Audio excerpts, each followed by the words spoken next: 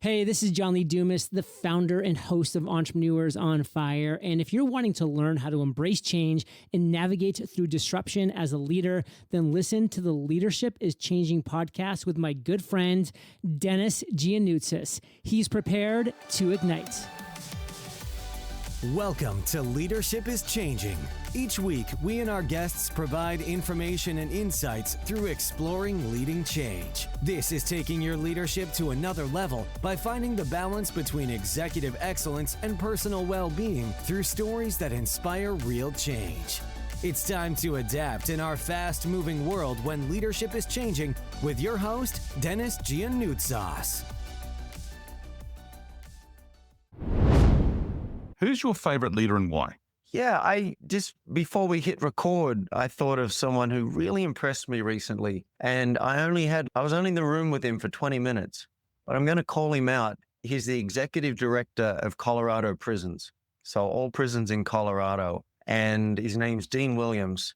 And I was leading a training for prison inmates in leadership, really. We didn't call it that, but it was leadership, relational leadership. And he came into the room and my director had been trying to get him to come and see our stuff for 2 years. So this was a big deal that he took an hour on his Sunday. He drove an hour on his day off to come and sit in prison and listen to what we had. And I said, oh, no pressure.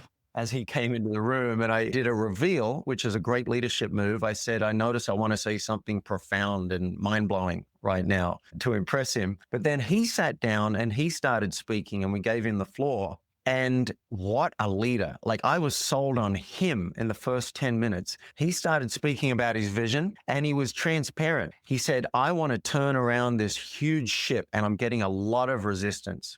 I'm getting a lot of pushback from the old guard. This is not an easy job and I need your help. And he was speaking to each of those women inmates. I need your help. He said, by you learning this training and applying this training in your time here, you are going to cause trouble. You're going to make waves, but it's a good kind of trouble and I want it. And you can't just rely on me to do it. I need you to help. So he really enrolled the whole room.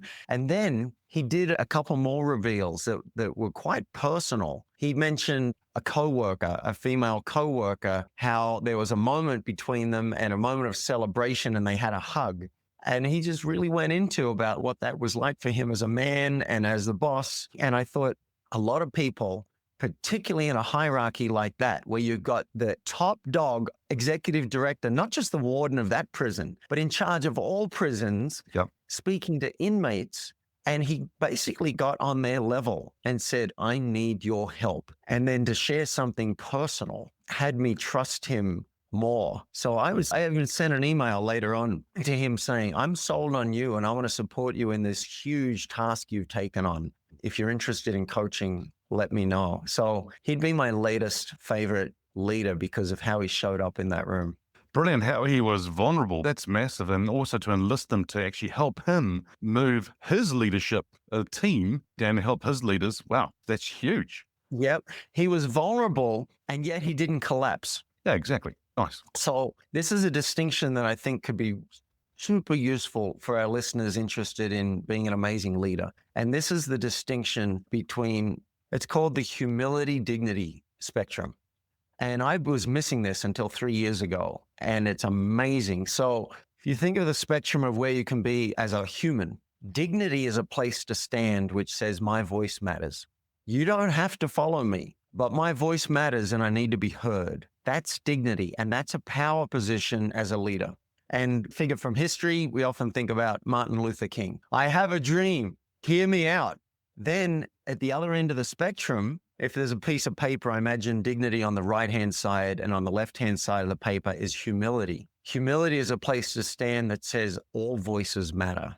I'm here to listen. And that's also a very powerful position. And a figure from history, we sometimes talk about Mother Teresa. I'm here to listen. I may not say much, but you can lead from that position too. Then in the middle, you've got a nice balance. That's also a power position. All of these are power positions. That's equanimity or composure, where, yes, my voice needs to be heard and I'm going to listen to everything you've got to say. And Gandhi seems to be a nice figure from history, where had a voice, listen to my vision, and I'm going to listen to everybody. Now, there are two positions you do not want to be at on this spectrum. If we go past dignity on the right, we go past my voice matters into the shadow of dignity. These are not power positions. We need to know what these are so you can catch yourself and go, oh, that's where I was in that meeting. And in the shadow of dignity might be things like arrogance, I know everything, domination, dictatorship, railroading, shaming people. And I would say whether or not you support Trump, I think a lot of people would not see him as a real humble listener. I think a lot of us could agree that he tends to go in the shadow of dignity a lot. Whether or not that's right or wrong, there's a lot of I'm right, you're wrong. It's very clear to see. I'm not comparing him to this next person, just another person that's often considered in the shadow of dignity, Hitler. Now, on the other, you might get some emails about this. On the other end of the spectrum, in the shadow of humility, if you go too far past humble, you can over apologize. You can collapse. You can be victim where people they feel like they need to support you. You shame yourself. Guilt. You're feeling guilt. Like I felt guilty yesterday because I told my dog it's okay to jump out of the car. She was still clipped into the restraint. So she's like hanging. And I imagine it was a terrifying experience for her. I felt so much guilt. That's the shadow of humility. There's no real value to that. I apologized. I said, look, I'm going to try and make sure that never happens again. But I was in the shadow of humility. So there's the humility, dignity spectrum. As a leader, find where you are normally. Are you too much in the listening and you're not speaking up? Okay, move back towards the center with some dignity and speaking up. Are you constantly speaking and not checking in with your staff to say, how does that land for you? What do you think? Do you have everything you need? If you disagreed with me, do you feel safe enough to tell me? These are ways you could move towards humility. Yep. So I love this. I just love this tool. Thank you so much for sharing that, because I think it's beautiful in the way you've shared it, and also the context that you've given us, the examples of different leaders. And there are so many leaders that we could look at versus the both sides and where they're at any one time. I think for listeners, it's understanding, as you said, where you are at any one time and then adjust and then move from there rather than being stuck where you are. And yeah, so I think there's so much to be shared there. So good. Thank you for sharing that. I think it's really cool. And I love what you say. All voices matter. Yeah, you're welcome. And look, hopefully, listeners, you'll find when you're not speaking up, you'll feel it in your body as an integrity issue. And this is what I got out of the landmark course, the SELP, or the Self-Expression and Leadership Program. Feel it as off. I coached a client yesterday and he said he thinks he doesn't really have a clear mandate to direct the people under him. He has it on paper, but he's been more like a buddy and collaborative. So he doesn't really have a clear mandate to say, hey, no, you have to let the person go. I'm making the call. Yep. And I said, is that okay with you? Like, are you okay to watch it happen, watch it fold out and see the damage that you think is going to happen to the company? Is that okay with you? If it is, okay, pick your battles. But it seemed like it wasn't. So it was an integrity issue. And what he needed was more dignity to speak up and say, hey, I need to have another round on this. I'm going to try and enroll you in my way of thinking so that you're on board. But at the end of the day, if that doesn't happen, I'm going to make the call and I need you to back it as if it's your own. Now that's composure. You're basically listening. You're wanting to enroll. You're wanting to get on side, but you're taking a leadership position and saying, this is actually my call. Yep. And I'm going to do it. I need you on board. Are you good with that? And another quick example, I noticed yesterday, I was feeling unhappy with an experience I had with a doctor. Took 3 weeks to get the appointment, had the appointment. The doctor said, all right, I'll do an email with the tests we're going to do. Went on vacation for 2 weeks. Oh, never got the email. I realized I'm not happy with that. And here I am not speaking up. So I was in the shadow of humility. I was like, I'd already said, hey, I'm looking for the email. And they said, sorry, she's not back for 2 weeks. We apologize. But I needed to say more. I needed them to know the impact of it and that I felt let down and I needed to make a request. So that was me moving from the shadow of humility back towards dignity. Now, I'm not being overbearing. I'm not insisting on anything. That doesn't feel right for me. I just needed my voice to be heard. So there's a little micro example. And hopefully, listeners, you'll feel it in you like, wait a minute, I need to speak up on this. People don't have to do what I say, but I need to be heard. Yep. David, I think that the reason I had the tumor that I told you about before was because my voice wasn't being heard and I wanted to have something, and then a result of that, right? And so one of the reasons for doing this podcast is to have that voice being heard, but also having my guest's voice being heard and helping our listeners create those skills and capabilities to be able to have their voice being heard as well. And hence why I started it. Yeah, I love that. Self-expression is such a high value for me. Just be you in the world. Can you be more of you in the world? And that takes some skill. It takes some art. But I'm writing a book about it right now called Mouse in the Room, because the elephant is not alone. We need to spot these other animals in the room and name them so that we can be seen and heard. In fact, in that email that I sent today to the doctor, I said, this is in service of me feeling seen and heard. So they understood why I was doing it. Yep. I wasn't trying to make anyone feel bad. It was just like, that's a value in and of itself. Just be seen and heard. Life gets better. Generally, life gets better. It's cool. Very cool. The show, as we said before, leadership is changing. So that's the title of the show. When we talk about the title or that saying, or what does it mean to you? What comes up for me, and I read your question in the pre-interview stuff. The classic thing, and this might even be cliche by now, is that leadership used to look like someone who had all the answers. I think that was more an authoritarian style of leadership. And I think my understanding is that it's been moving more and more to a more collaborative style and a less hierarchical style. And the best leaders today might be the ones who don't have the answers, but they have the right questions.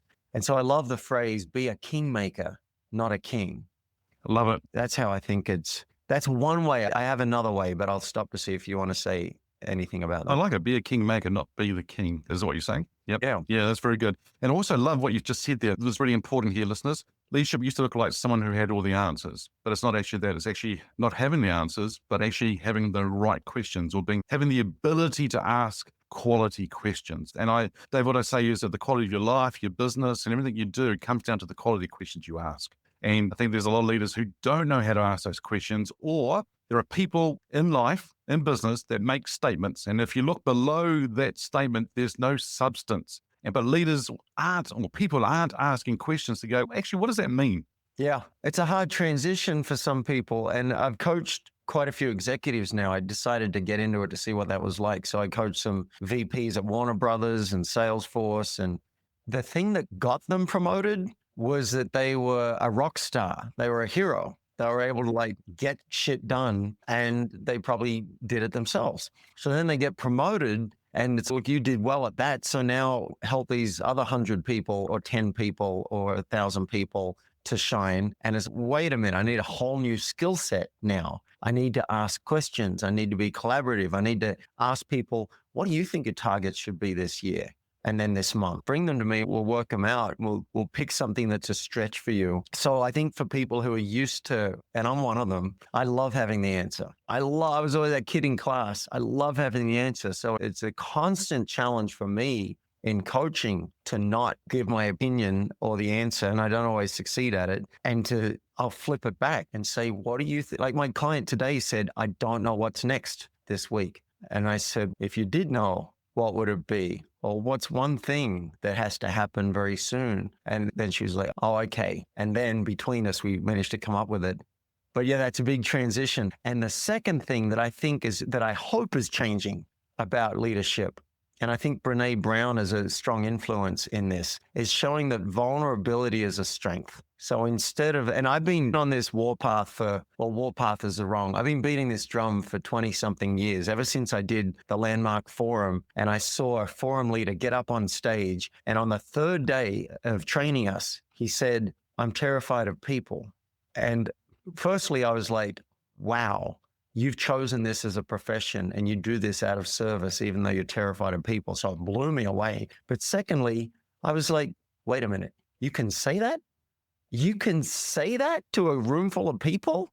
My whole life, I've been hiding stuff like that, not even admitting it to myself. So since then, I've been constantly telling on myself. I tell about anxiety and depression. I talk about using substances like sugar and TV and video games and cannabis and alcohol to try and change my state and feel up. I try and tell on myself as much as possible, and ideally from a place of dignity and not shame and guilt and collapse, so that other people can get that it's okay to be how you are.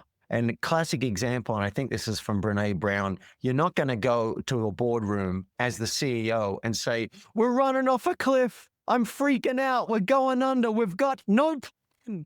You're not going to do that. You do that with your coach. You do that with your close friends, with your therapist. And then you go to the board and with dignity. Might be something like, some of you may be scared in this current climate. I wouldn't blame you. Sometimes I am too. We don't have all the answers yet, but we are working on a plan, and together we will find our way through. All right, so you find your way back to dignity. So I hope and think that's a transition that's happening. The people are being more real as leaders. They're sharing more so that people can be more connected with them and trust them and go, oh, you're a real person. Who's your favorite leader and why? There is a new one who's come up that's probably high on everyone's list. We are recording this mid-March, and Zelensky has just been showing phenomenal leadership in any age by any standard. Since it's a little new and almost feels a little like an easy one, I'm going to go with my more traditional answer, but I want to give a shout out to him for the amazing things he is doing right now. My traditional number one leader is Abraham Lincoln, who had to deal with just the most volatile time in U.S. history as the country was tearing itself in two, had the leadership, the courage, the vision to take the country down a very difficult path and keep us together. And that is not easy to do. That is spot on, because taking the country down a difficult path, but still keeping everyone together, that's the key in it. That's really, and I think there's a lot of leaders out there even today in organizations and so forth, that if the leader makes a decision about where the business is going, the leader could be the board of directors or it could be the CEO, whatever it is, if they're going to go down that track, not everyone may buy into it, may find there's a little bit of division happening within the company. Keeping everyone together, that's the key. That's huge.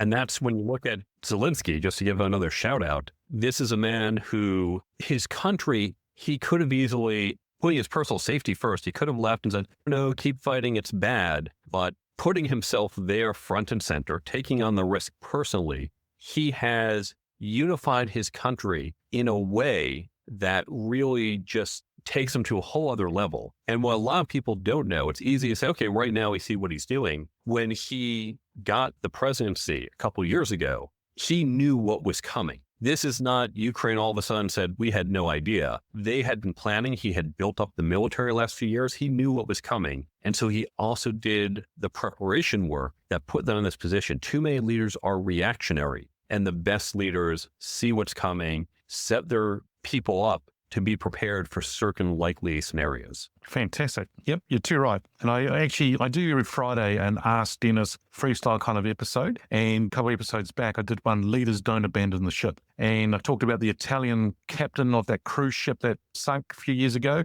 And I think 36 people died. And he abandoned the ship while there were still 300 passengers on board. And then I talk about Zelensky as well, not abandoning the ship, staying there and totally going, saying what you just said there and about it. And I think you're so right. I think he had the vision, thought about what was going to happen, strategized, put a plan in place, implemented it, executed it. And now, as you said, it takes guts, it takes courage and being bold to actually stand your ground and be there. And I think by you actually using him as an example, I think it's spot on. Then relate that to Abraham Lincoln, the example you just given there too. Same thing, stood his ground. And let's look at some counter examples that are going to come up. I'm making this prediction in March of 2022. Right now, the world is saying, we stand with Ukraine. Yes, we oppose Russia very bad. We're seeing oil prices spike. Here as we're recording in March 2022, oil prices are spiking. We're saying it's the right thing to do. 6 months from now, when there is massive pain at the pump, 6 months from now, when we're going into summer in EU and in North America, but as we get into the fall, as we see heating prices rise, as it gets really painful, nowhere near as painful as what the Ukrainians are going through, will the politicians who today are saying, we need to take on this pain because it's the right thing to do, will they still do so? We know that individual people are going to say, this is hard. This is hurting my wallet. Will those politicians have the courage to say, this is the right thing to do, both morally to support the Ukrainians, as well as practically, if we stop Russia today, it is cheaper than if we have to stop them tomorrow in Poland, in Norway, and other countries. But it will be easy for the politicians to say, okay, you know what, you're complaining, I'm going to pander to you, we're going to do things that will lower the cost, and that's going to get me reelected, even though that's not the right long-term strategy. And I think we're going to see some leadership failures down the road. Yeah, I think you're right. And I like what you said about the election times, right? They're going to be reelected, and so they're going to do what they want to do to make sure they get reelected. Maybe we'll get you back on the show 6-7 months from now and see what's going on and saying, see, told you. Interesting. Hold me to it, right or wrong. Yeah, that'd be cool. Very good. Hey, the show here is called Leadership is Changing. When I mention the show's title or that statement, what does that mean for you? I have a section in my leadership chapter on the myth of the alpha male. When you think about a leader, go back especially 20, 30, 40 years, but we see it somewhat today. Think about the image of the leader. And if you're not clear how to think about this person, look at Hollywood movies, look at TV, look at who is the leading man, who is the hero of the movie. I don't just mean action movie. Okay, that's the person who shoots the bad guy, James Bond saves the world. But the corporate leader, the corporate person who is the leading man, what is his behavior? And what we typically saw was this stereotype, this almost macho, did not show emotion, made quick decisions and stuck to them, wouldn't take gruff from anyone. And that was our vision of a leader. And unfortunately, we still carry some of that today, but really the best leaders, they might not make snap decisions. They might say, hey, I need to think about this. I don't have the answer offhand. Now, we don't want someone who goes back and forth, make a decision, stick to it. But it doesn't mean you have to make a decision on the spot. It doesn't mean you can't be emotional. We now, in today's society, if a man cries, that's okay. When I was a kid growing up, that was seen as a sign of weakness. And so we're starting to recognize these old views of what a leader has to be, which was very masculine, stereotypical, no longer holds. Unfortunately, I think there's still some vestiges of that, and people still look to those qualities in a leader. And that unfortunately leads us down a bad path because we're looking for these attributes as opposed to what is true leadership. And so some people get misled. The myth of the alpha male, like it. And that's a section in the chapter of the book, which would be good. So listeners, check out this book, The Career Toolkit. I think it's going to be worthwhile for you to check it out because Mark's sharing some wonderful insights with us. And I think, Mark, about the leadership side of things, leaders are having to change. They're actually having to be different than what it was when you and I were growing up as young kids and so totally different as it is. And I don't know about you, but for me, I'm finding that over the last couple of years, in fact, a lot of those attributes you just talked about is getting louder and louder from people. They're wanting leaders to be more real, transparent, and so forth. And I'm hearing it more. I'm not sure whether you are too. Yeah, I think we are. We want to see a leader who's vulnerable, who can show emotion and relate to us, and isn't this superhuman, perfect person, because we know that's not true. In fact, even during the pandemic, the fact that we've all seen that your kid or your pet runs into the Zoom, 5 years ago, it would say, that's a little unprofessional. And I go, yeah, that's normal. And you know what? This CEO, as you're doing a town hall with 5,000 people, and the CEO says, hey, listen, my baby's crying. I have to hold her. Go, oh, hey, I have that problem too. I can relate. He understands me. This is good. I like him more. So I think letting people in and showing you're not perfect and showing the reality, I think that's something people really connect to today, as you point out. Okay, good. Let's stay with the actual theme around leadership is changing here. And we talk about your book, The Career Toolkit. And I'm thinking more about leaders now developing themselves to move on to bigger roles, onto another role, maybe even going out and starting their own business, becoming an entrepreneur, consultant, that type of thing. What are your thoughts about today? Because a lot of leaders used to be in a role for 5, 10, 15 years, where now it's a lot quicker, 2 years, 18 months, and so forth. What do you reckon leaders need to do nowadays to stay ahead of the curve and make sure that they're developing themselves going forward to enable them to move into these other careers or into a business? You need to be intentional and have a career plan. And here's the part that kills me. If your CEO came to you and she said, this is a major project. You have to work on this the next 2 years. It is absolutely critical. 2 years, go. What do? Do you say, okay, I understand, really important. Call you up in 2 years and cross our fingers, hopefully we get there. She's not going to accept that.